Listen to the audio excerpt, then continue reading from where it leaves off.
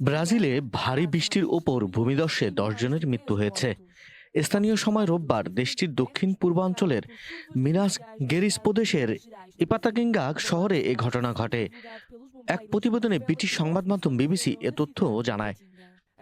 প্রতিবেদনে আরও বলা হয়েছে, শনিবার রাতে রাজ্যটির ইপাটিঙ্গা শহরে 1 ঘন্টায় 80 মিলিমিটার বৃষ্টিপাত হয়েছে। এর ফলে ভূমিধসে 9 জনের মৃত্যু হয়েছে বলে জানিয়েছে দেশটির মেয়রের কার্যালয়।